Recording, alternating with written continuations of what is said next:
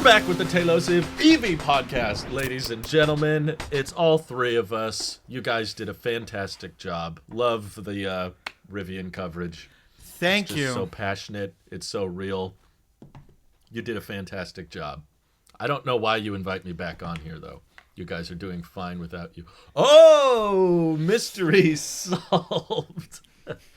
Okay. So I That guess was for so audio nice of- listeners, Randy put on a Rivian hat in which earlier in the week he posted on X or Twitter or whatever you want to call it, a box from Rivian in which both Drew and I were very skeptical on Rivian sending Randy anything for free. Oh, is that right? Did you guys communicate about this behind my back? You don't think I got the ends? You don't think I could talk to RJ and do some interview and then surprise you guys? Because I am pleased to announce the reason why I was running late. Joining us on the call is another... Takes off headphone. Why do you have two hats? Two?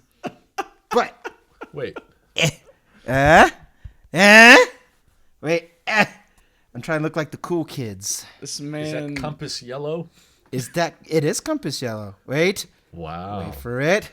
Can I pull this off? That was a big box for a hat. Wow. Does that work? Yeah, that works. I need to get my Rivian merch. You already Well- got merch from the First Mile event, being the I pass know. in. That's what I meant. It's in the other room. I gotta wear it. I think all I've got are It's pins. like the... Oh yeah, there were pins. There was a strap. Rivian's lost a lot of money, and I'm part of the problem. That was on me. I'm doing the mic thing. I actually was so confident he was going to wear a hat today. But Nope, no hat today. why? When you got those Jesus locks right there. Here, I can do this. There we go. Well, now I feel left For out. audio listeners, I just put on my Aptera hat, which is more efficient than Randy's hat. But mine is more sage green than Drew's hat. So there's a could just double scare people entendre with there. this. And I therefore like it more. And this is so cool. So what I reached out to inspired you? Rivian. You reached out to them. I did. With Okay. your credit card. I reached out. I hit them up and I said, "Would you be interested in sending like some type of merch? I'm a big fan. Blah blah blah blah blah." And the guy says, "Hey," somebody responded back, and he was like, "Hey, thank you. Like that's really cool. I appreciate your support. Yeah, we're just forever adventurous. Blah blah blah blah blah." And then he sends me a link to go buy merch. So I was like, "Okay, Is this a true story? yes." You really asked? Oh, wow. I asked if I could get merch. Yes, About- here That's you cool. go. Here's the merch page. Here's the I asked if I could get merch like 2-3 weeks ago, whenever R2 and 3 was announced. I hit him up immediately. It's like, I am riding the high. I have an EV podcast. We're kind of a big deal. We like to interview people, but would you be interested in sending some merch? He goes, "Hey, I really appreciate the support and the love. We're about moving things forward. Bop, bop, bop, bop." And he goes, "You can check out all our merch here at the link provided." And I was like, "Thank you." Did I mention? Wow, that is such a RJ response, too. He found a nice way to say no. So, I mean, you can't help but love. I love the company. I was like, you know what? I'll pay for it. My wife likes And this. it worked. Yeah. Yeah, So, it's effective. I'm not much of a. You guys know me for wearing beanies, and I stopped wearing like anything with a bill. After I got out of the Marine Corps, because I had to wear one every single day for 4 years, so I got like really burnt out. So I did not. I post Marine Corps Randy was not interested in anything with a hat, but I was like, this merch is so. I saw the beanies. I like the beanies, but I was like, I don't like driving with the sun hitting me in the eyes though. So I was like, I got enough beanies. Let's do the hat, and I couldn't decide between the two. This is called a minimalist hat, and then I'm wearing the sage green compass logo hat, and I was like, all right, cool. And That'll look good in your Tesla. I've been driving around. People look at me kind of interested. I'm just like, if you know, you know. So, surprise! There's the merch. They did. I mean, technically, they did send me something, but I guess I'm not of the status of a Marquez Brownlee level to be given Mike merch. feels clickbaited. No, if you're on the Marquez level, you get sent to Rivian. and get to check out the cars. I was name dropping us. I was like EV podcast, Talos of EV or Talos of EV podcast. We're big fans of Gosh, Rivian. Randy. Blah blah blah blah blah. Oh, I was so No, shameless about it. If you're Marquez, you get killed. Yeah. At Marquez level. If he shouts you out. I don't like this very much. Sell the stock. That's right. No, he just killed the company. You ever think that before we start talking about EV, I guess one last opener. You ever think that an influencer of sorts could be so powerful that they really can not necessarily manipulate a stock, but have such weight that does, you know, it's a stacked deck in a way where you could just like, well, things lean this way. Because I don't know about the Fisker thing. Like that's weird. Like that whole thing is weird. But I do think that Marquez has the notoriety to keep things from he even has the power of keeping things from dying. The Jedi don't know this one, but Marquez does. The dark side of the Force is a pathway to many abilities. Hi, Mike. Some consider to be unnatural. I remember when Bengate happened. Jeez. That was unbox therapy, and there was a noticeable dip in Apple stock after that video went live. Thank you, Lou. That was a noticeable influence on the market cap of a big brand from a YouTuber. But I think Fisker had way bigger problems than I Marquez. agree. I did not think he was the reason that company. I think he was the solution. brink. I think he was now it's like, if anything, he maybe called it how it was. yeah, maybe at most maybe he expedited some things, but the way I say, if something's crap. Like, can we call out Lucid a little bit? Can we call out some of these other guys just a little bit to be like, hey, get your act together? But then at the same time, can we use our power for good? Can we like really? Marquez? Can you please review an Aptera? Please, just talk about it. All these other concept blah blahs, like, Aptera would be so cool to see. He talks about all these other ones, even if they're not fully fleshed out, like. Maybe not right now. Everyone would panic. Everyone would be like, oh, he's coming for them. It's the Grim Reaper meme going door to door. Yeah, he's the Grim Reaper. So I don't want him touching Aptera now. But I think he can save it. Or not save it, but I think he can like put. Well, Jerry Rig Everything did a vid on Aptera. He's pretty big. Yeah, but Tesla community hates him right now, so. That's okay. Who doesn't? The Tesla community. I got flack. First of all, Drew, thank you. I didn't say this, but thank you for retweeting my video, because you have the magic touch that when a Talos of EV retweet happens, I get a brand new set of eyes on something, and I have people. I knew people were going to react to that one. I was like, ooh, the Tesla bulls are going to love this video. Yes. Yes, they did. But Randy's like, I take back everything wait. said. And he said, I'm going to sell my house and my family and put If all you're of it in watching Tesla stock on right YouTube, take a look. Watch me for a second. I take back everything I ever said about FSD. And you know, shout out to Mike. I would have not even thought about it if it wasn't for Mike last week. And I almost texted him. Well done on the editing, Mike. He included so much footage of his beta drives, too. Yeah, I guess if you're on the audio side, go check out last week's video portion of the podcast, where at one point I had 1, 2, 3, 4. I think like 7 or 8 videos on the screen at the same time. Yeah. Synced almost. It was insane. Pretty well synced to show what the vehicle performed like in 2022 when I was getting a lot of data on a single turn, and then compared it a little bit later to what it did that week. And it was quite astonishing, and I tried it again today, and FSD still tackled the turn pretty well. So Nice. was it V12 is turning out to be a pretty good beta build. Dude, Mike, you underhyped it, if I'm being honest. Under. He did.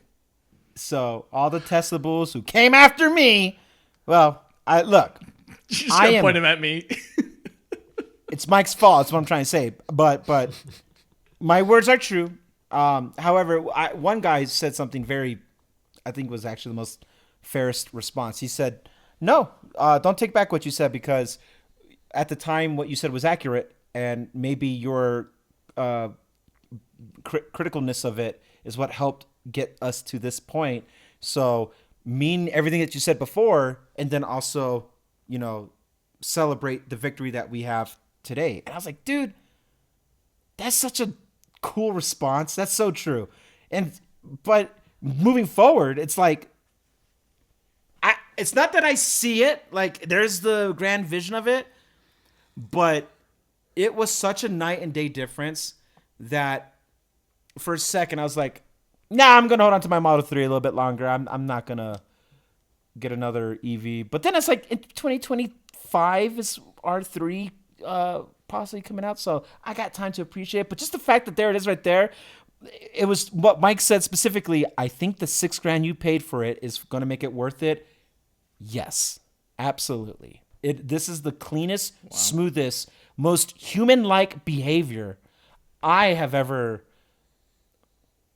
seen my car do for the last 5 years. Like this, there was no hesitation. It understood parameter, everything. Like at this point, I'm about to rehash everything that Mike is saying, but like it understood the environment. Lines be damned. It was like, no, this is what's supposed to happen, and it executed. I was like, holy crap, this is so cool. The whole time, Brittany, my wife, is a very big critic of FSD. Full nonstop. I've been looking forward to this. I know. Here's how I can finally assess the update. This is the first time ever where because I didn't even say, I just went boom, boom, and we started doing our little thing.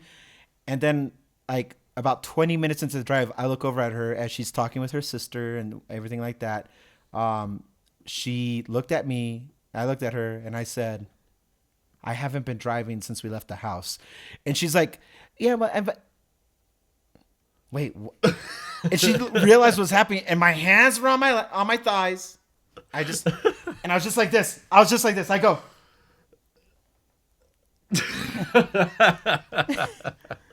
Alrighty then.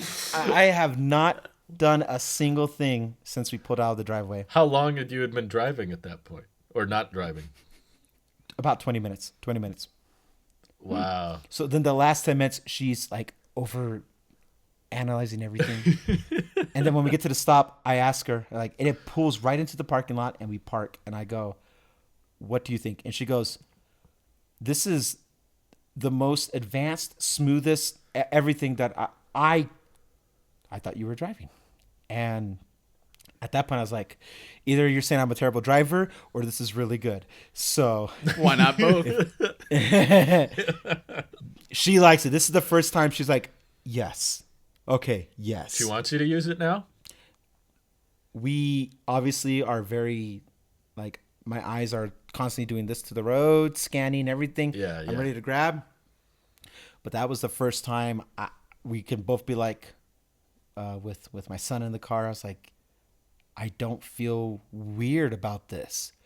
And it was during like the slowdown of peak hour traffic, rush hour. So we're on the back end of it. So I'm experiencing what it's like with some congestion. And I was like, whoa. I'm still very, paranoid and critical about everything. But it was the first time we were like, both of us were like, okay. I would not pay $12,000. But for the first time, I can report today it was worth the $6,000 I dropped in 2019. So Wow. That's very exciting. And I got the House and Senate approval on that bill as well. So This weird comparison. That's really cool. I'm glad that you and her both had a fantastic time with it. And you felt safe even with your son in the car. yeah, I was ready to take I'm not the same guy I was before him being born. Like my hands are on the steering wheel, and I'm looking around, But just to take your ankle, give your ankle a break, you know what I mean? Like just to rest those legs for a little bit. So much better than just adaptive cruise control or enhanced autopilot or whatever we call it. So, yeah. I just pictured the Nick Cage and Pedro Pascal meme. Brittany's Nick Cage realizing he's been on FSD, and then you're Pedro going, make your own kind of music. Yeah. And then I drove the Y the next day, and I was like, Yeah. I'm driving the poor man's vehicle because it doesn't have FSD. Oh, I was like, ugh! I'm a Model 3 owner again now. Sorry, Mike. Yes, T Model 3. Do you guys think I will get the free FSD month before my road trip, or do you think that was just Elon shenanigans? I think it's Elon 2 weeks.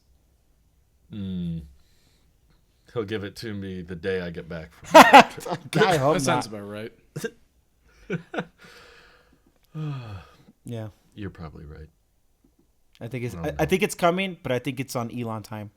So Do you think, since both of you have spoken now so positively about 12.3, is there a growing chance in your heads that we could be wrong? about Robo-taxis? no, I'm still steadfast about that. I don't know what Mike feels, but He gives a thumbs up right there, but He got the... Nope, That I think counts, it's terrible. I don't think it's ever going to happen. So it didn't win you over in that regard. It just made you feel like this is a really cool Tesla feature that gives them an advantage as a selling point for a car, but it doesn't sway you at all. I say it's even a step higher than a Level 4 or 5. feature or a selling point. I think there's real advancements in it, but full autonomy, no steering wheel, and no like. I'm a very cautious person now about that stuff, and I drove in moderate congestion with the right everything, and I was curious, like, how's this going to handle potholes? And it still went over potholes. I was like, that's okay. I don't like that, but there's so much nuance. Can when FSD can handle India or like China? I think it's a Or- bad metric. No, I think it's a perfect because like those Totally guys. different culture. I don't think you can handle India, Randy. I can't. I can't. But I've been with people who Full are Randy driving. FRD. I'll just bring the car to a stop and we'll never move and we'll be stuck at that really bit anyway.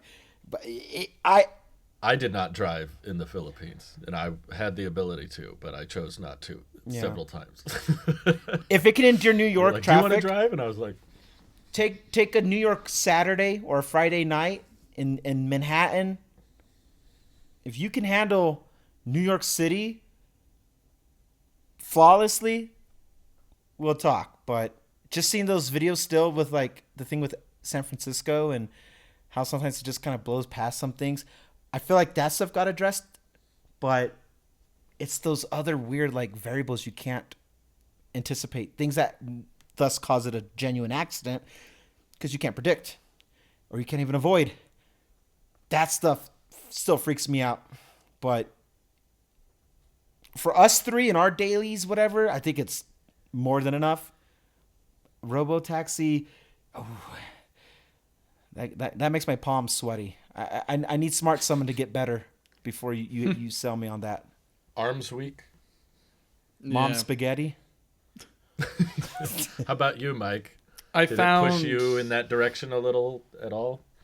last week I would have said maybe, but this week it was displaying some behaviors for me that were a little bit annoying. Specifically, slowing down to 60 to 55 miles per hour on the freeway where everyone is going about 75 or 80, in which I would then disengage, speed it up to 70, re-engage, and then it would want to slow down again, down to 60 and then 55 again. Not too sure why. Maybe there's some settings I have to fidget with in the Is the speed set to auto too? it's set to whatever the speed limit is, and it was saying on the I think it's auto, yeah, on the upper right it was showing the speed limit is 70 on like the little sign that it recognized that the speed limit here is 70 miles per hour.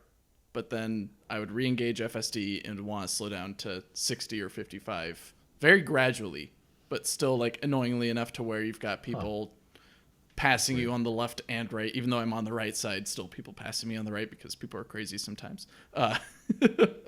But yeah, so I would say it's a step in the right direction. It's actually a step of progress that we've all been hoping to see in one of these updates. But Yeah. just because we've seen this one doesn't mean it is one and done. I think it needs to be repeated steps in the right direction to where we're seeing these improvements and it gets more and more reliable and confident with its behaviors and driving characteristics. But for now, I'm still moderately skeptical, but I'm enjoying the product. Good. Glad both of you are. Come on down and Sorry, check it out, Drew. Drew. Just come on down. The Y is always awaiting. The superior vehicle is waiting down here in the bay. I've got hopefully beta coming to my car in the not too distant future, and I hope to have it on this big road trip. That would be really handy if I could rely on the car for most of it. But I'll admit it pushed me in a little bit the opposite direction. I still don't think we'll have robotaxis, but the likelihood of me being wrong grew a little. Yeah. Because of the progress it's made. It's like, man, okay, I didn't think it would be able to do a lot of the things I threw at it with Model 3 Mike, and it was able to handle it. So I was like, huh, okay, well, we could, what's very likely in my head, what's the most probable outcome is we hit another local maximum with this architecture where, for the most part, it impresses us because it's better and new, but after a while, we find the little edge cases, and then we can't figure out how to fix those edge cases, or fixing those edge cases creates new edge cases that used to be fine and now are broken. And then we hit another local maximum, and we have another 2-year wait between major improvements, and then we hear Elon talk about how V13 is going to be mind-blowing. Yeah. And I say this, Drew. You, I know I've been seeing you kind of tweet out to Tesla asking them to, reconsider about the referral bonus, the points, and being able to allocate them for FSD. I think with this current build now, I was on your side up until 12.3, and I'm like, there's no way they would do that. I feel like it's too premium of a product now, just for software. I don't think that's something that's gonna happen now. I was up until that moment, I was like, yeah, they should do that totally. Like, just let you buy it out with points. It's they did do it. It's invisible. It's invisible numbers anyway, all across. Like, there's no real anything happening. It's all software lock at that point. But and then I don't know. I just had that thought when I was using FSD. I was like, there's no way they'll let you do. They're gonna want hard cash for that. They should. Yeah, I think you're right. They should. They need to price it down to get more. It's enough to let people try and be like, this is really cool. $12,000 is a huge bill to swallow. That is more than a down payment for a lot of houses. Like that. I can't get behind that. House. I can get behind $6,000. I can't get nowhere near here close to 12. Be like, yep, that's fair. Cybertruck Owners Club has done a lot of research to suggest that Tesla would generate more revenue total by charging half price for FSD, 6, like you said, instead of 12. Just like the take rate would be higher than what it is currently. And even though it's half the price, you would still generate more income off of it. But I'm pretty sure the whole reason Elon is hyping up this free month for everybody is because they're trying to get everybody hooked on it. I think that's the goal. I think they're like, first one's free, and get everybody like, whoa, 12. And the next one's going to cost you more if you don't get it now. Right. It's going to cost but you next more. one's going to. We were all supposed to go tight, tight, tight. And 200 a month, whatever. Woo! We're gonna make a lot of money, gentlemen. We're going to train a lot of neural nets together. Yeah, pretty much. But I don't know how I don't know how effective it's going to be. I think that's a good question for you guys. I think it might increase the FSD take rate a little bit. I don't think everybody's going to pay for it, but I think there will be like a noticeable improvement in FSD take rate because specifically of this free month with the new 12.3 version. Do you disagree? I'm not too sure. Only because it is still a lot of money to get it, in which... That's true. $200 a month is not cheap. No. I think you'll get a lot more what people a lot of people checking would it pay out. for gas. I don't think you'll get a lot of purchases of the software.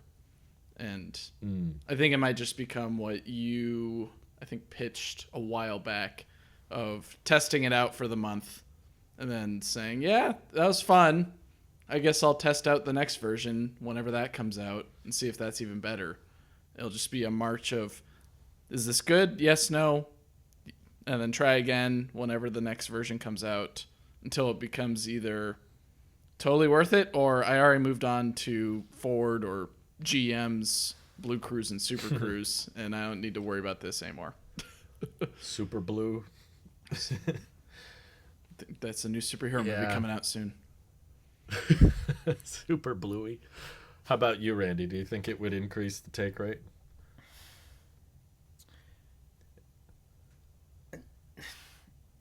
I can see more subscriptions happening, but I don't see $12,000. It's too high. I can't meet you halfway on that one. I did that on purpose. That's good. And it was 15 not long ago. Dude, and it's still too much. It needs to Mike. I think if Tesla comes out and says we're dropping the price to 10,000 or 99999 or a flat something to that caliber. If it got out of the 5-digit for now, it being beta, I think there would be a huge take rate after giving people a sample of it for free and they get to try it. They'll be like, I think I could do that. And for new customers, not people who've had someone like you, Drew. I don't, but not specifically you because of your status, but somebody who's owned a car but doesn't have FSD, they're not going to buy it. They're in their ways with their car. Anybody who makes it over a year with whatever they're working with, it's not going to happen. And I speak. They used to charge less for it before delivery, right? Yes, that was the old way of doing it. Yeah, and then they always did the things like, act now because this is the last time it'll be this price and it's going up and so they try to get you these sales because either it was in conjunction with a rebate, some tax credit, FSDs at a lower rate. Fear. Exactly. And I jumped on when I did, and I was kind of. I mean, you guys know the story, but a quick rehash. I bought the car, but did take out a loan, but then I paid off that loan in under 6 months. Because what I was really aiming for was 6 months from when I actually bought the car, because I was never intending to take out a loan. But when they came out and said $6,000 is going up, this tax credit probably will go down, California rebate's going to, and all of a sudden I was like, and I pulled the trigger, and I paid some interest for a couple months, and I was kicking myself. But I had a trajectory of actually saving up enough to where I was going to buy the car appropriately where I wanted it, with or without FSD, and they got me hyped on the fear, and it worked. And that's why for the last 5 years I was kicking myself about buying FSD, because I was like, I could have waited. I could have bought the Model 3 a couple months later, fully paid off. Didn't have to drop 6 or 7. It would have been $7,000 at that point. Then I have to drop $7,000 for it. All that other, but then things have a way of working out, because very, very quickly after that 6 months, COVID happened, Had I known COVID was it, I would have never bought a Tesla. Perfect. Period. Yeah. I would have been more like you, Drew. I would have waited and then like, dang, I should have pulled the trigger and keep it. And I could, looking back now, if things would have played out differently, I probably would have You can wait forever. bought a 2022. It's true, you could wait forever, but I think like The prices were worse in 2022 though. that's true. I don't know, but all that to say, tangent put to the side here, that I don't think it works anymore because enough people either give cautionary tales such as myself about that, or enough people have changed the perception of Tesla / Elon where they're like, I'm not going to worry about it. I don't care. Back then, when Elon could do no wrong and Tesla was the only EV and they had basically virtually 99% of the EV market space, that was their domain, and you can do no wrong. You would do a lot to try to be part of that movement. Now that we got all these other EVs coming out, now that people have different perceptions of Elon, and now that FSD has its ups, so much more. We have so much more knowledge and history to look back and like assess things. I don't think people would pay what it's promised to be. And the people who say, yeah, I'll do it, either don't even own one or have the money anyway, or two, and I learned this with that retweet you did of my video, Drew, that all the people who were just those blind, loyal followers are also, like, they put in their bio Tesla stockholders and stuff like that. They have a vested interest to say why it's the perfect thing ever. That's a lot more affordable Yeah. than FSD. And it is. And they're like, it's going to sell. And like anything to like stand behind the thing that they invested the money in. And me being an investor, I don't believe in tricking you. I have too, I have too high of an integrity of it. I can't be bought out on stuff like that. I'm going to call BS when I see it. And there's a lot of BS with Tesla, but I also acknowledge that things are always learning and growing.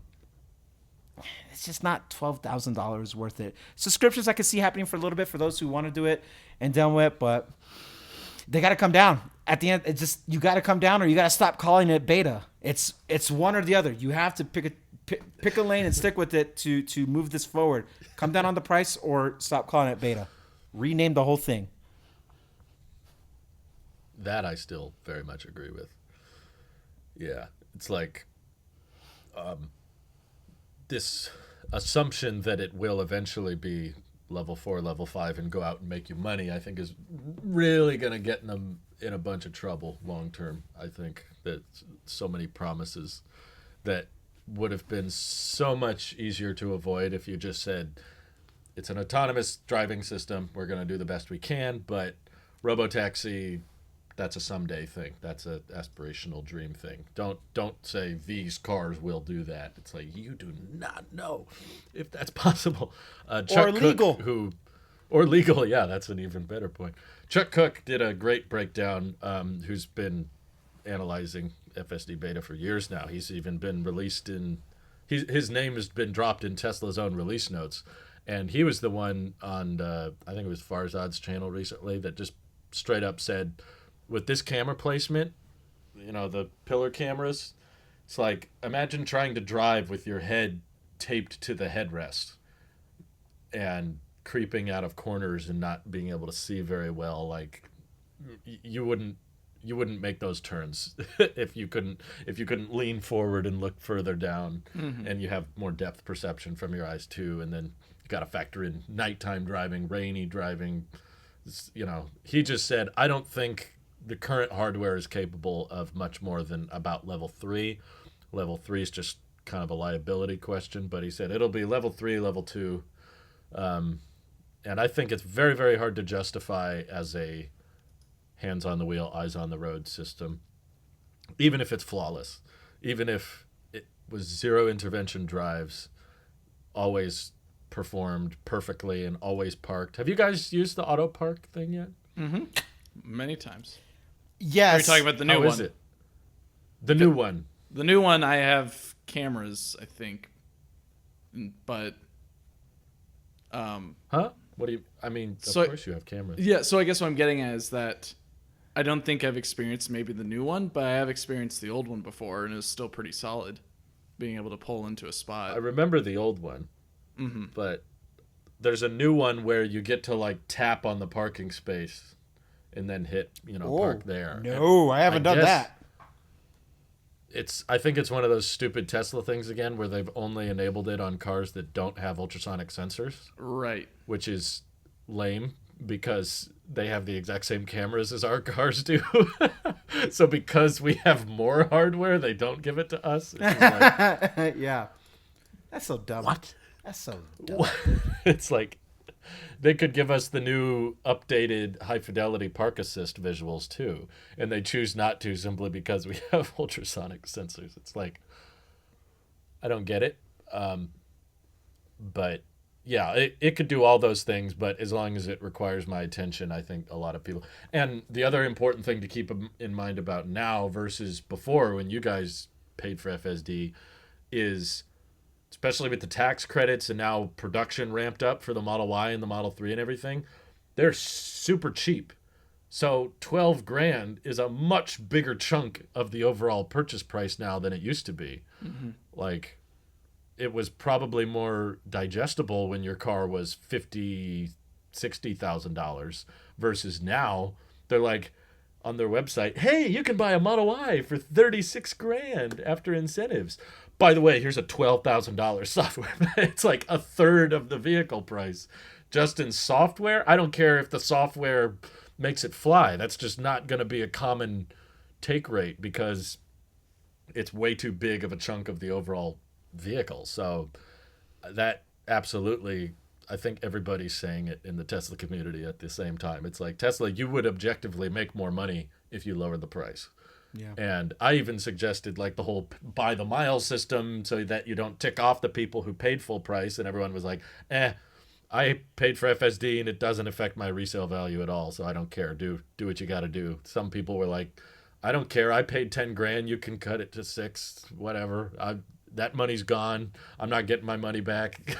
So like a lot of people just seem to be all on board. I saw Sawyer tweeting about it. I saw Farzad tweeting about it. I saw everyone just Holmars, I think, as well, is like, yeah, everybody seems to be on the same page that if they just cut it in half across the board, $6K instead of $12K, $100 a month instead of $200 a month, the take rate would probably quadruple from what it is now. And Knowing that means what more I revenue. know and us being crippled with knowledge, I would absolutely do it again for $6,000. I would put $6,000. I would put $6,000 on the Model Y that doesn't have FSD right now. I might do it if it was level 3. I could maybe justify $6,000, but I don't know. That's like a MacBook. That's like maybe It's a lot of money. that's not even the specced out Mac Pro I would want to use. Yeah. Big brain. It's Big still a noodle lot, energy but right there. If I could watch a movie while the car was in motion, that would be I mean, you can. pretty freaking It's slick. just not advised and or supported by the It yells at company. me. Well, that's why you put the movie right up on the dashboard. I just wear my Vision Pro. There you go. Problem solved. It can see your eyes, right? Fake eyes. Well, is there anything else you guys wanted to talk about FSD before we move on to other topics? I remain pessimistic and optimistic about future updates You're just with mystic. FSD. Switzerland over here, am I right? Jeez. You're not wrong. I think there's so much potential for it to reach. And I think I it'll agree. achieve many milestones.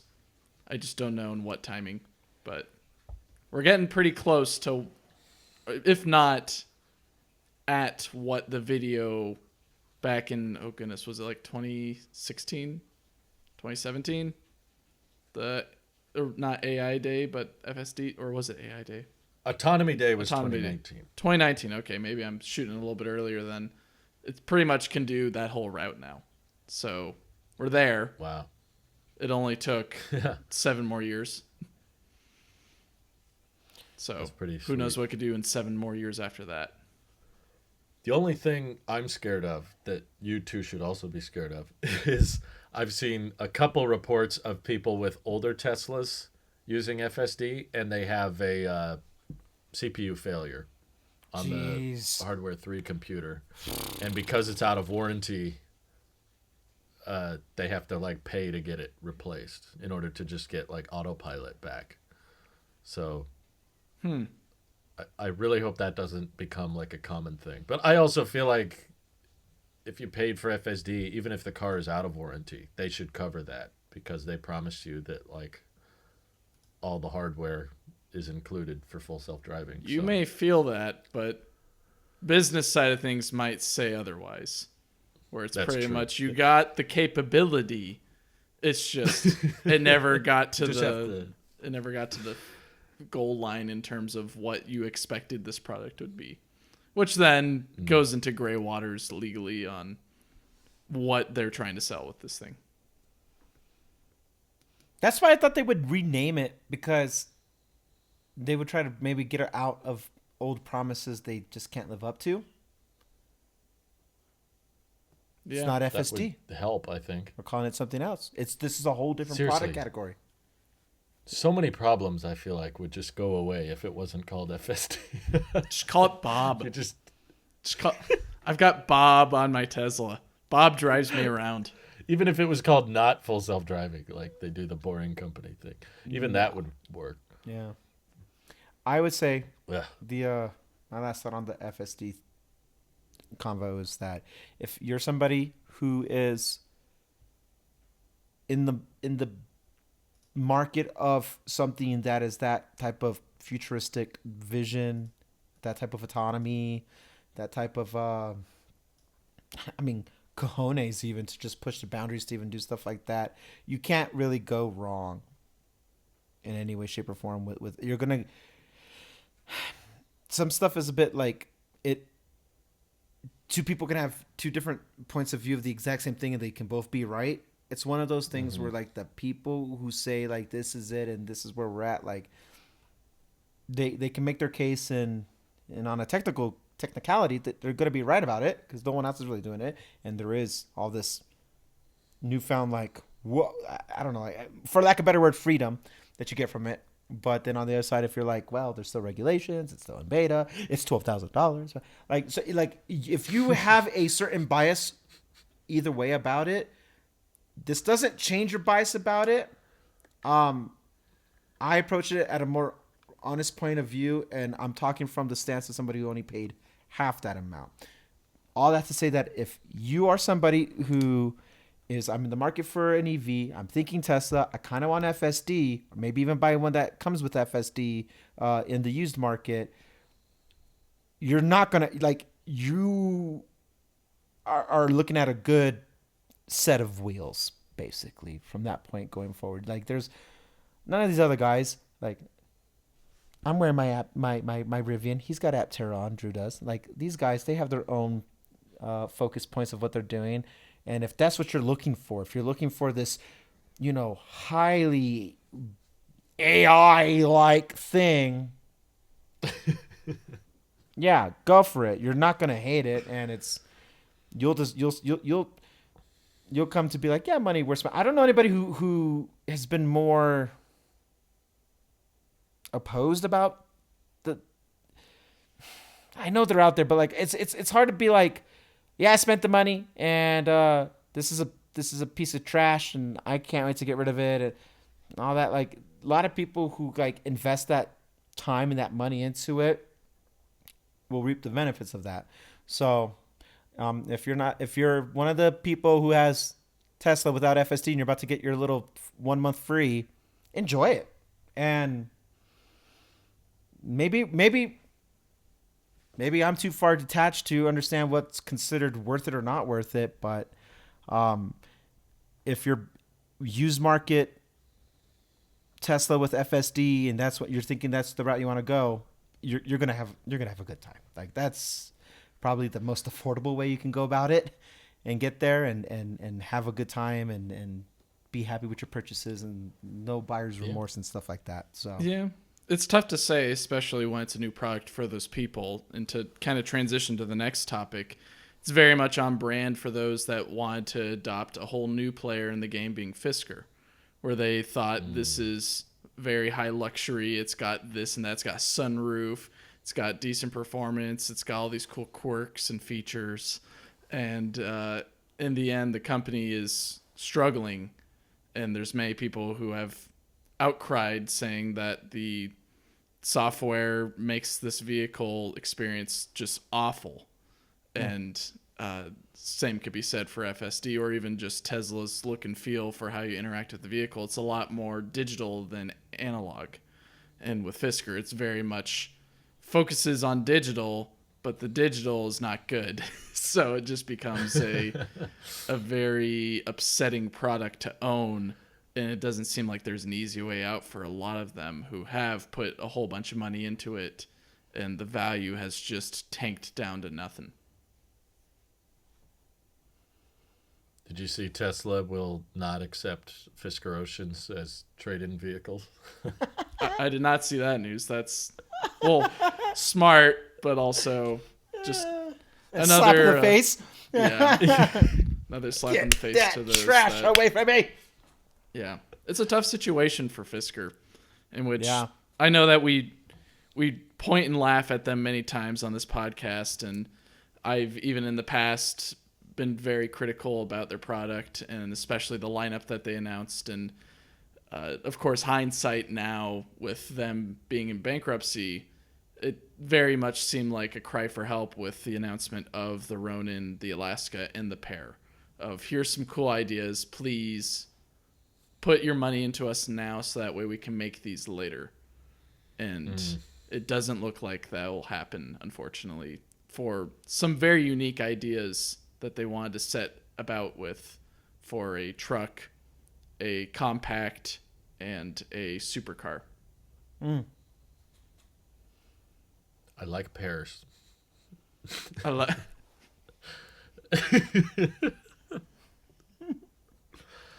I had several today, but yeah, it just seems very mismanaged. I didn't notice until we were just talking about them. TechCrunch did a report that they lost track of millions of dollars in customer payments. Wow. They had to do an internal audit to figure out everything. It seems that they must have got it resolved, but I think the bankruptcy report probably resulted in a lot of order cancellations. And did you guys hear about the price cuts? They're pretty I've drastic. heard about them, but I don't know where to find them. Yeah, we're talking about the stock. Not from Fisker. No, you can't buy the stock anymore. They were I delisted. know, they froze it Officially. I had forgotten that was a thing, I guess. Yeah. I feel like I've been trading for a while, but I just woke up and the stock was just frozen, and they were like, oh yeah, nope, it's not happening. That's a thing. But honestly, I don't know how you can find them, because the website will not direct me to any kind of inventory, and it's hard to figure out if which dealerships have them, because the website doesn't tell you which ones. But the Fisker Ocean Sport is honestly quite tempting, however brief this sale may be. $25,000 all-electric SUV. Nope. Fisker delivered a $25K car before Tesla did. How about that? And what did it cost them? Probably $50,000. Everything. Of course. More than 50,000, because they weren't making those at a profit either, unfortunately. Yeah.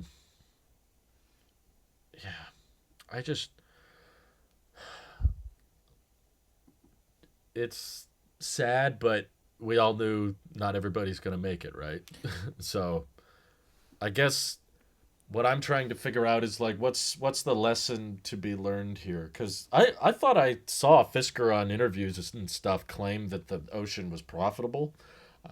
I'm not sure how profitable, but I know that they were having issues with demand, and if they're cutting prices this drastically, I'm pretty confident that it's just to make it easier for their bankruptcy logistics. It's like if we don't sell these, we're going to have a handful of people that have to manage and maintain or figure out what to do with, a few hundred cars that are sitting around. So they figured, let's just sell them off as quick as we can. But there's a whole moral debate to be had about that, because it's like, okay, these vehicles, we can't really promise warranties on, service. Right. Is there a price in your guys' mind where it would make sense to buy a car from a brand that's about to die? Is there like okay, maybe at that point it makes sense? If I were more well versed in taking or what am I trying to say?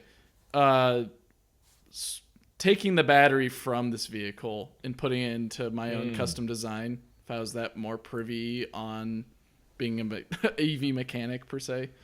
Make your own pair. Yeah, make my own pair. Without the door, in which then it's just a compact vehicle. It would be slightly tempting. It depends on how much the battery costs and how much you're pretty much getting at the end of it after stripping down for parts. So I don't have the money for it, and also I don't want to make a project like that for myself. So pretty much no. If anything, maybe the pair, if it ever became a thing and I was looking for a compact vehicle, that probably not even, because at that point I'd most likely just go for a Tello, because that's a lot more exciting to me than the pair, because you could put the camper shell on or off whenever you want, where the pair you're kind of stuck with the SUV or just compact design. Yeah, the price per kilowatt hour is quite impressive. Right. You'll probably never find another vehicle that's $35,000 that comes with 113 kilowatt hours. That's pretty nuts. If you knew how to turn it into just an energy storage system, that would be. They do allow, was it vehicle to grid or vehicle to home? But I think it's... They have that? Yeah, but it's only in like emergency situations that they detail that. I forget. I can look for it, but it is something that they do support with the Fisker Ocean. Man. Well, I'm guessing that battery pack size did not help with achieving profitability. So I don't know. I'm trying to find like lessons learned now that we've had a few EV startups crumble. We had the Lordstown, now looking like Fiskers any day now. Are there any lessons that stick out to you, Randy? You're like, here's something we should avoid next time.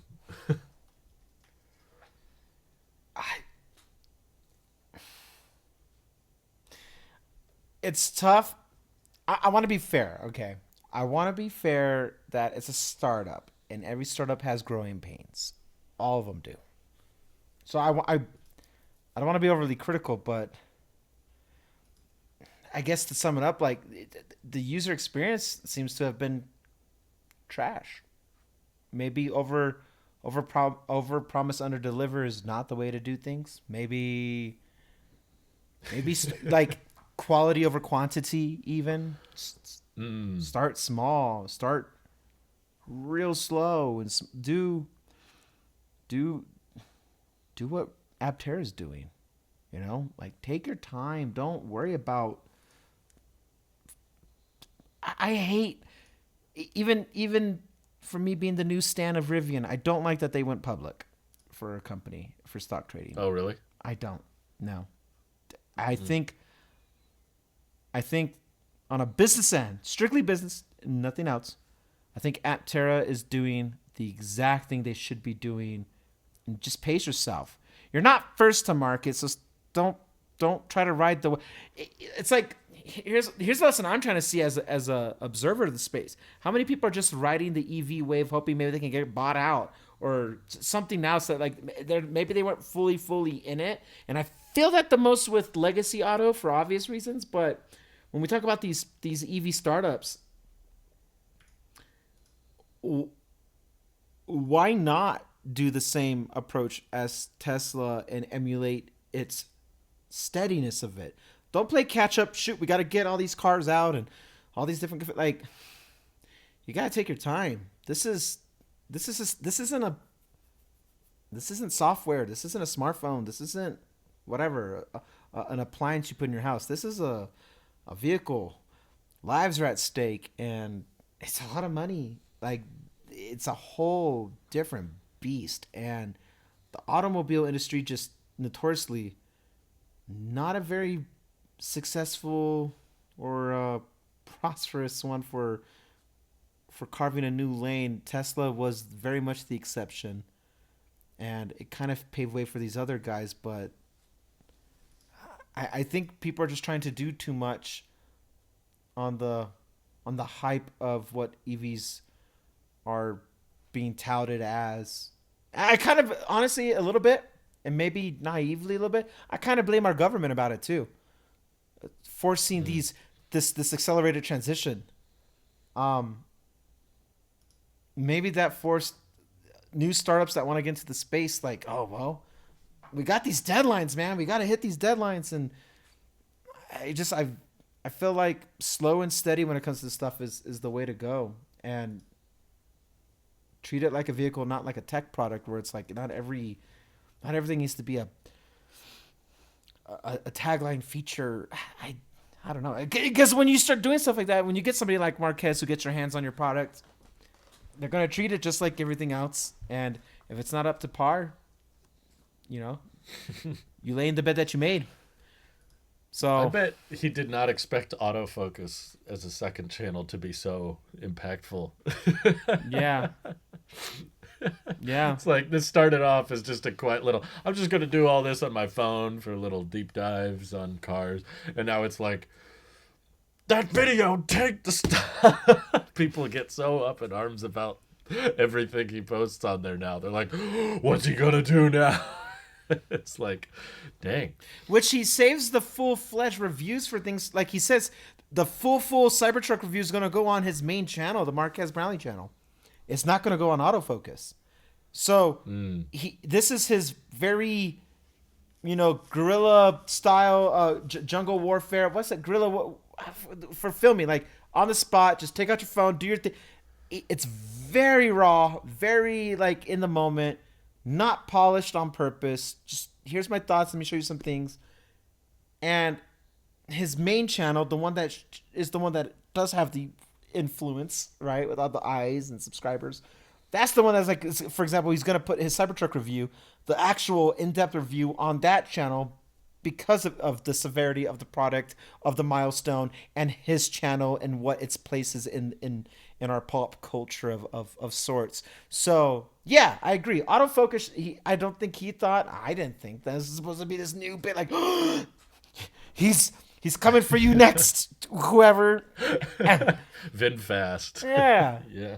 The new Escobar of phones of cars to be on autofocus. I just picture the Escobar car being like a Model 3 wrapped in gold. They put their logo everywhere. They act like it's a new design. You just peel the gold off and there's Tesla stuff underneath. It's somehow, and like, is that still Samsung? What the heck is happening? Always has been. Always has been. It always has been. Yeah. I'm pretty sad just because Fisker had solar panels. And those poor solar panels. They won't have a home to go to. I want more solar panels on cars. I don't want them on cars like the Ocean, but I want them on more cars. And I had a brief talk with my wife about it right before we started recording. I was like, honey, they cut the prices a lot. It's like $25,000 now. She was like, oh, that's really cheap. oh, but then we'd have to like charge it. We don't get the free charging. And I was like, but it has solar. We just won't ever plug it in. We'll live off of the 4 miles a day it gets from the sunlight. Well, from the software issues that many owners have seen, it wakes itself up and uses the air conditioning, Drew. So you're going to have a lot of trouble trying to manage power on that thing, especially if you're trying to use it as a generator. They put the solar on there to power the broken computer Pretty much. system. It waking itself up playing music in the middle of the night or doing something else. Sorry. You'll Not wake up supposed your to point neighbors, and but they're laugh. also making noise at that time as well. So it's just you doing This is a EV funeral. warfare. You died.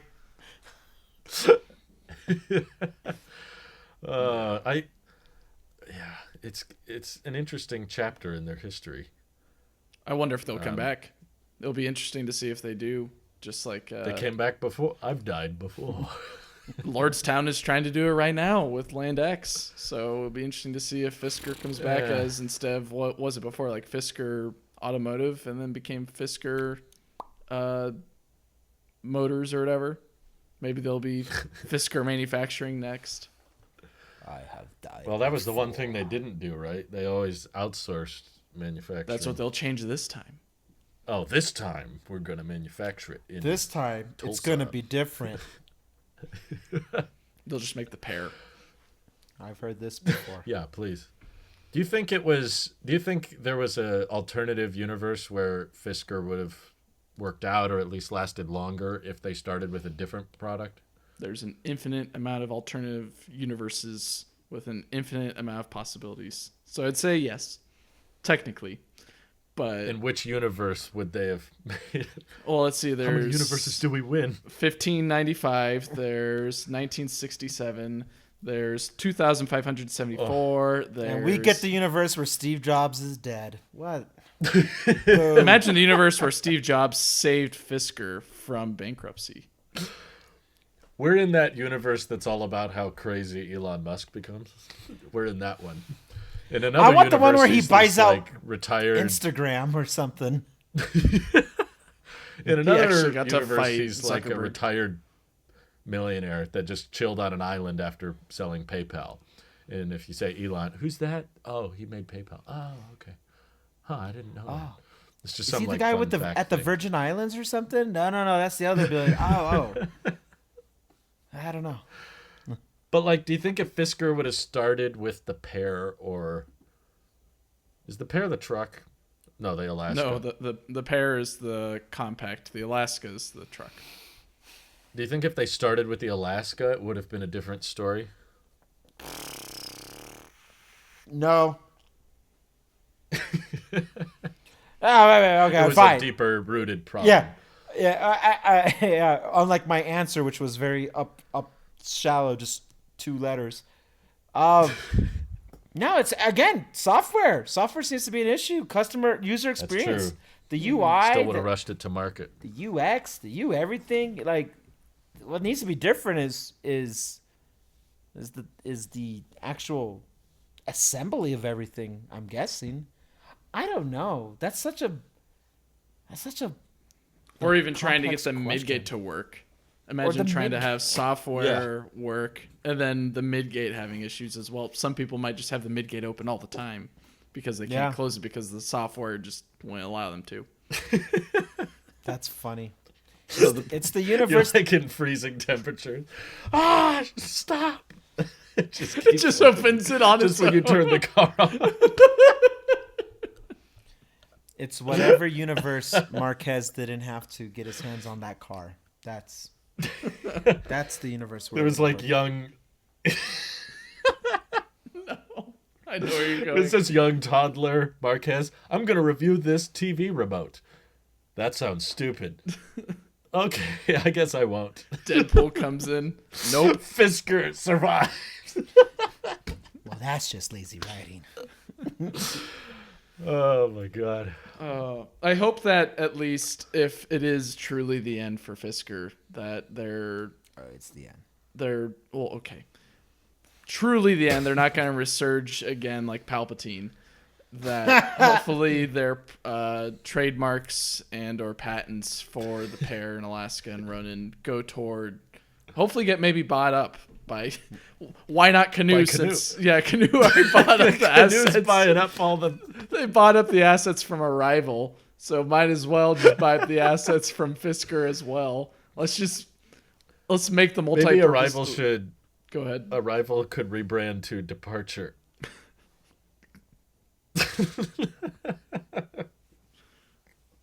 I hope you all found jobs, everyone who was affected. It's a terrible situation, but there is a lot of irony in this situation. But I do hope that some of those ideas. Canoe bought them up. Yeah. At least my hope is that these ideas do come around in some way with another company. Even if the ridiculous idea of a retracting midgate or tailgate into the vehicle, which would cause rocks or other things to enter the vehicle, at least it's a unique idea that can be expounded upon even further. I think we're overthinking it. Not at all. Not everything needs to have a proprietary, patented something or another. How many vehicles? Like, what is a real difference between a GM and whatever? I could make the Ford and the Chevy joke, but those guys have been rivals forever. So, the logo, the logo, like a vehicle is a vehicle. Like, I think. I don't think in order for a startup EV to survive, they have to do something unique from Tesla to be, palatable for a consumer or even a stock if they choose to do that route. I just think they just maybe it's as simple as people who are coming at us about Rivian. Maybe it's as simple as numbers of like spend more, make less. Like I don't know. Maybe we don't need to overanalyze a company's proprietary thing. Well, these guys do that. Canoe can do that. Aptera, like the fact that there is some proprietary thing is neat, but I don't think that's the make it or break it that's going to save them or kill them. I think it's just a matter of. I mean, well, at the end of the day, it sells, right? Sugar daddy? Yes. For some. Who has the most deep pocket to pull from? Whoever Trump has been talking to on the phone lately, we need those guys. Yeah. But I don't know if it's a matter of transferring proprietary whatever or patent this, that. Like, I don't think that at the end of the day matters. Sometimes you're just not going to make it. Statistically, they all can't, even if they have the coolest thing, I mean, shoot, as much as I'm, vibing out with a certain company, people think that like they're not out of the dark times yet either. They haven't gone through their was it Hell Week, Hell Month, Hell whatever, Hell Year, Hell Year, Hell Decade, yeah, Hell yeah. Hell yeah! Like, it's just a matter of just striving your way towards profitability.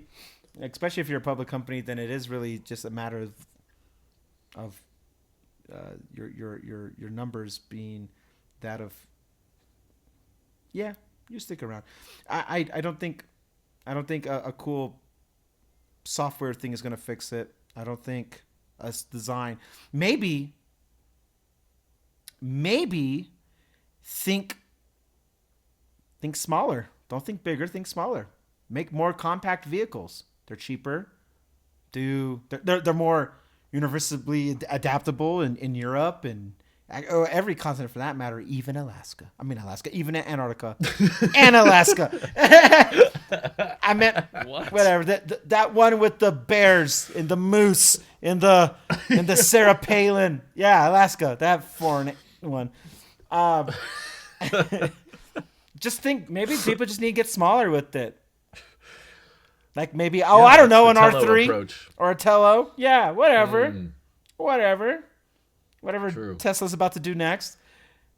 I do think that the whole electrification process makes it particularly challenging to make a successful startup because the cost of batteries and how much software matters now in vehicle design, not just the hardware. And I've had this pie chart in my brain that keeps standing out of like Tesla is all about selling the most. They want to be like the largest common denominator. So I picture Tesla being like 60% of the middle market, like Tesla's selling the most popular SUVs, sedans, maybe pickups over time. And then it's this battle on like opposite ends of, well, in my brain, everything's efficiency focused. So it's like Yes, it on is. one end, you'll have the Rivian vehicles that are emphasizing efficiency's not everything. We need some adventure in our lives. We want some off-road performance. We like that all-wheel drive. We like those additional, more boxy designs with more cargo capacity. And of course, they're just a solid brand. So you've got Rivian for the utility. And then on the opposite end, fighting on either ends of the Tesla spectrum, on the opposite end, you have vehicles like Aptera, and they'll have future vehicles with more seats and all that. But they'll be like the people who want to go all in on efficiency, even if it's a sacrifice in some practicality in some way. It's like, yeah, I want the car that's willing to go the extra mile so I can put solar on it, charge it, and get meaningful range back and just squeeze out every last kilowatt hour that I can. And then Tesla fills in the gap. And I keep thinking in my brain, like, that might be the future of the EV market, is just, or the automotive market as a whole. It's just like Tesla dominating most of it, and then Rivian and Aptera on the edges. That's what I keep picturing. But there will probably be more sub-brands, like you said. There's a lot of companies that hopefully can find a way to make it without having to, take over a huge chunk of the market. But there's probably some first mover advantages, and some companies with deeper pockets than others. Like maybe if Fisker had Rivian money, they could keep going a lot longer and then eventually find their way towards profitability. And Lucid at this point, I'm convinced, is never going to die, actually. They've got all the money they'll ever need because it's all from Saudi Arabia. So as long as we're buying oil, Lucid will be okay. Dang. They've got so much money to burn. They won't be profitable, but they'll be around. That's how I feel. Dang. Imagine if they actually tried. What? Imagine if they actually tried. Imagine if they actually tried to make a product that was for the masses, that had good QC. They claim they are. Actually, that might be the most interesting Lucid. Is not the Gravity, but the one after that, because they keep teasing it. They show it with the tarp over it, or not a tarp. What's the cloth? Lucid would never touch a tarp. They always have pictures. A blanket. They always have pictures of like, and then a blanket. Blanket. Thank you. That's what I was thinking of. Lucid keeps doubling down on how they're following Tesla's path pretty closely. They start with the high-end sedan, then they do the high-end SUV, and then they'll do a Model 3 competitor. And I'm like, Lucid, honestly, what you need is like a smaller, super efficient, smaller battery pack, so it's not so expensive. So Lucid's take on a Model 3 might be kind of cool. They gotta think smaller. That's the premise of it all. There it is. Just think small. Yeah.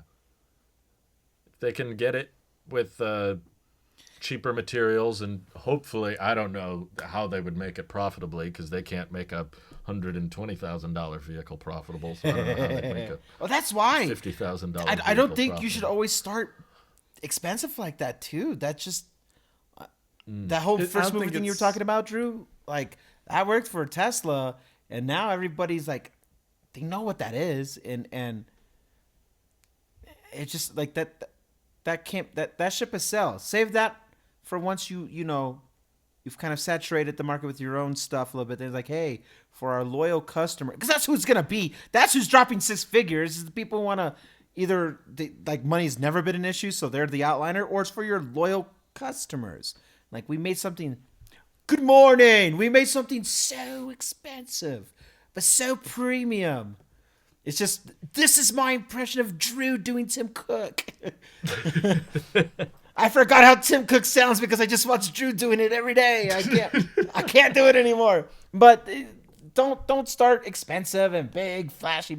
Start small. Just go small. And their take on the Model 3, whatever that may be, like, no, like, make your take on smaller than, like, what, how start compact. The R3. I guess, but like I hesitate because like that's not even out there. Then I could say the thing about Aptera. I could say the same thing about Tello. I'll say about everything else that's not out there yet. But same thing. The fact that these other guys are focusing on that, we already know that's going to be the best. We're talking about FSD, right? Let's make this full circle with the podcast. The FSD would sell more if it was cheaper because smaller price. And the only thing you get smaller price on vehicles is smaller vehicle. If you make a more affordable vehicle, which is going to be innately smaller, that's your path to success. Everybody has the numbers of what FSD would look like, and now imagine that on an actual product where somebody's like, I don't care about autonomy, I care about driving a car that gets me to work and back. You know, like, it's all about that. Like, make it as accessible as possible. A lot of people still don't got 30 grand to just throw around like that, as I'm coming to find out. Like, I did my own, like, in my own circle of people, like, hey, would you pay this much for? They're like, no, I'm more comfortable in the 20 if I have to buy new. I'm like, oh, well, what about used? And used, they're like, well, no, I want that cheap. I'm like, oh, okay, well, we're not there yet, but if you're gonna buy new, what's the price range you're comfortable with? They're like 20 something. It has to be in the 20s. No threes. I don't got 330 whatever. I don't got that type of money. And I'm like, okay, all right. With these interest rates? Yeah, they're like, I don't got that money. Mm-hmm. So I'm like, okay, fine, fair.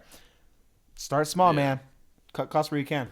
I got a buddy right now who's shopping around for a used Model Y while he waits 2 years for his R2 reservation to hopefully go through, in which congrats to you, good sir. You know who you are if you're listening to this podcast. And so he was asking me. We're best friends now with him. It's like coincidentally enough, it's on brand exactly with what me and Randy were talking about last week with Subaru. He owns a BRZ, and that BRZ now has a lot of issues, and he needs some vehicle to tie them over until the R2 hopefully comes out in 2 years.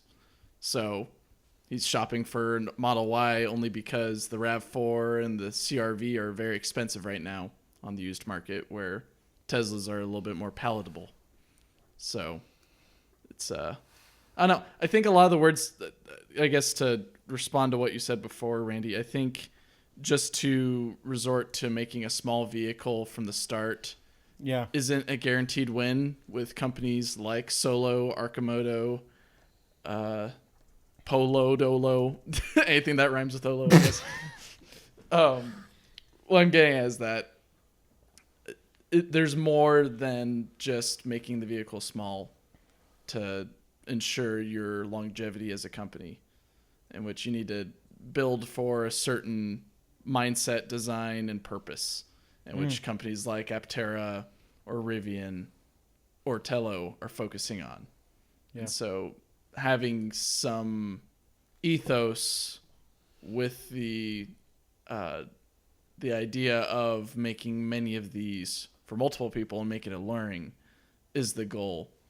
And then to actually follow through with that is the hardest part.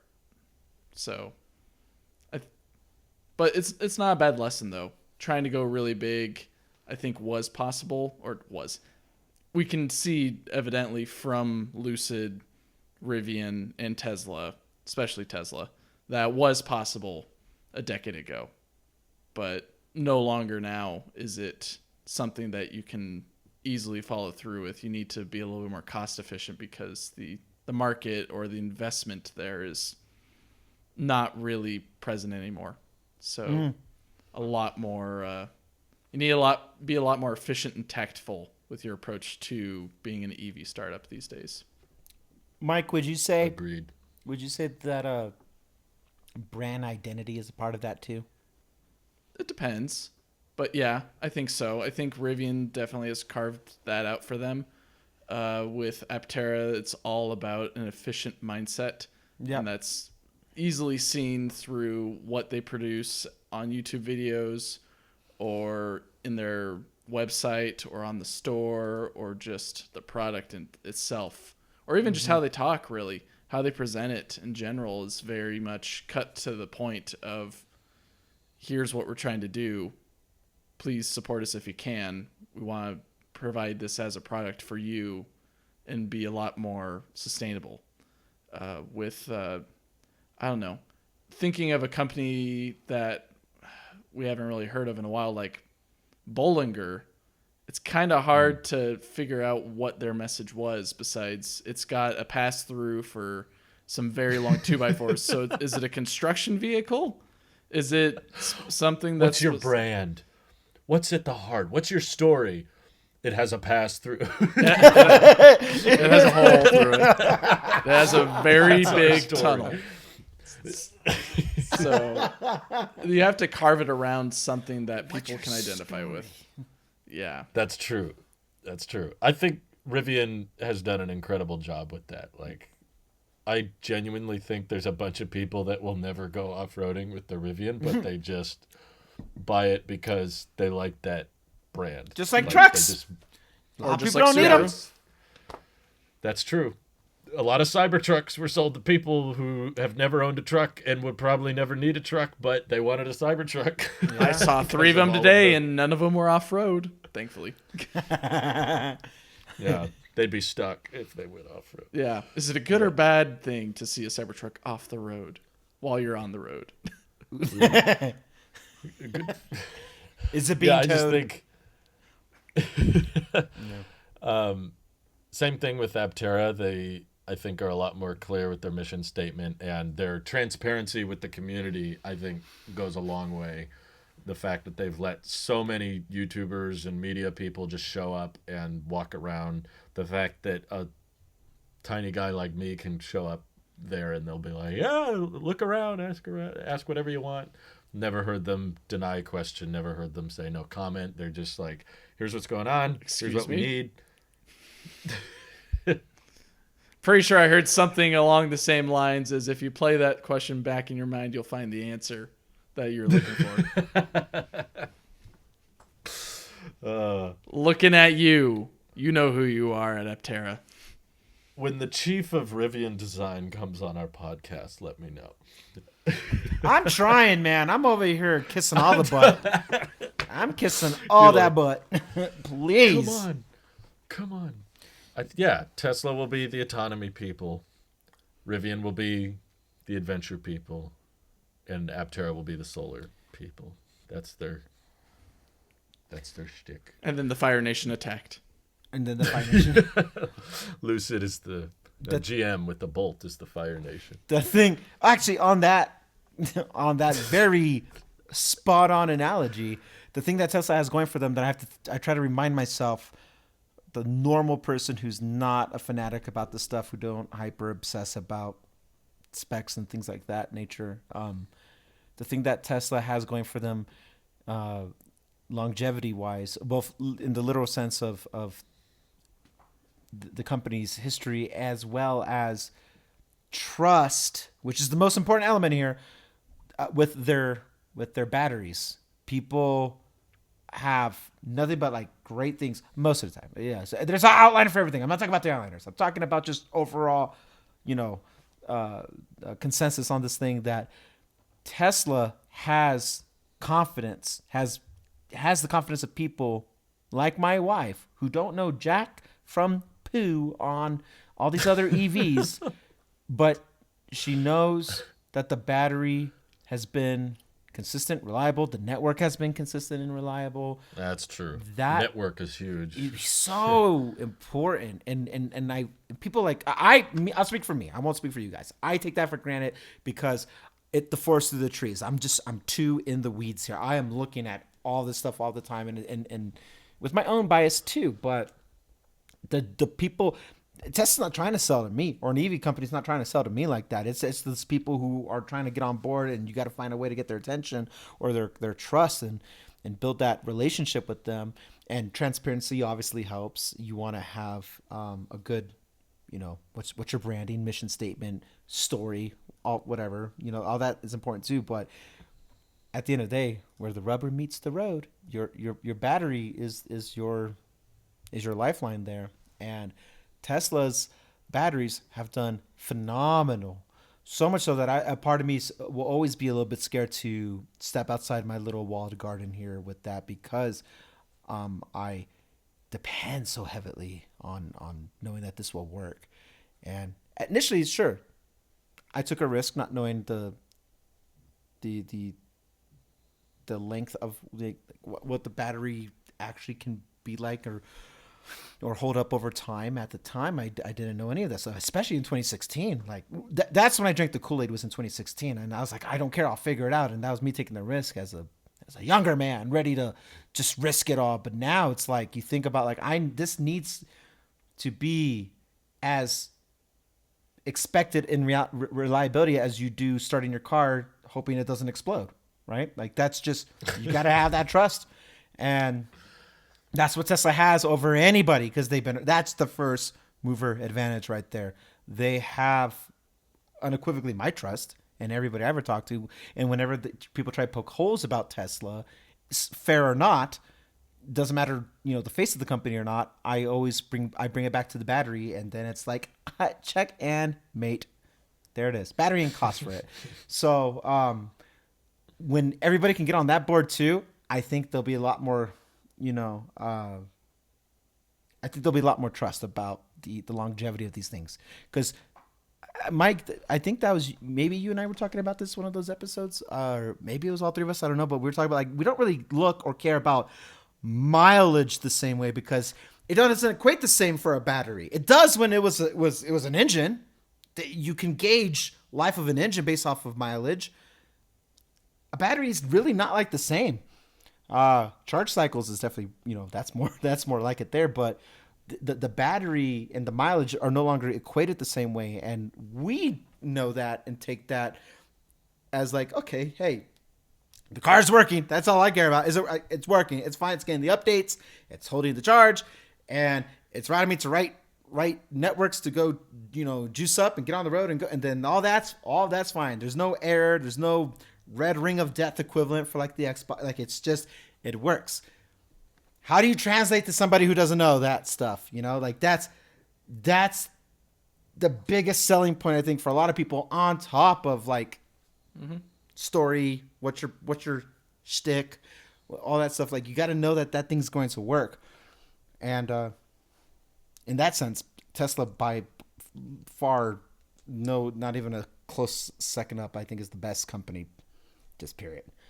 I think you have a thumb on the pulse of it, Randy, especially with my buddy looking to get a used Model Y. He asked the exact thing, that exact question last night is, can the battery go to 300,000 miles? Yeah. I said, yeah, I'm pretty confident it can. I haven't experienced it myself, but there's data out there that shows that these batteries can last that long. Whether it's an old Model S or some people who have taken their Model Ys that far have shown that still does fine. The more concerning factor for me is what's the quality of the interior of the car, the exterior of the car at that point. If you're going for a used vehicle, like what's the condition of the trim or the body panels, the frame.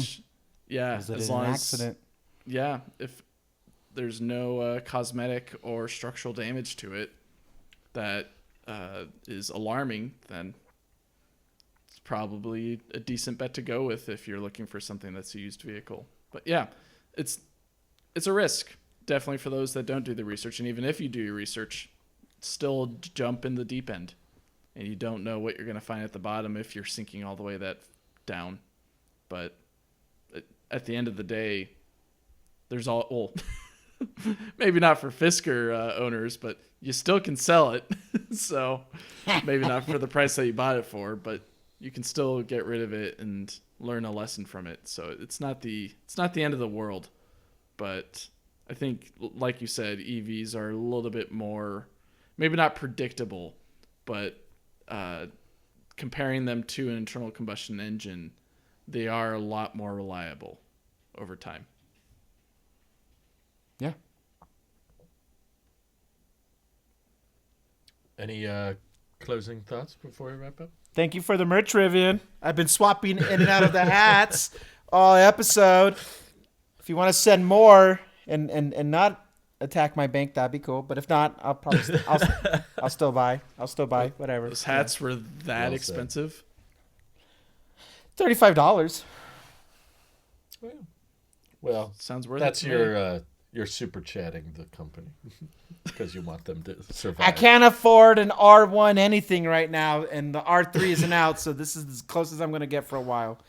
I got jealous of your guys' All right. company merch, so I wanted to get in on the fun. That's There fair. we go. Yeah. Well, have a good one, everybody. See you next time. Bye-bye. Bye.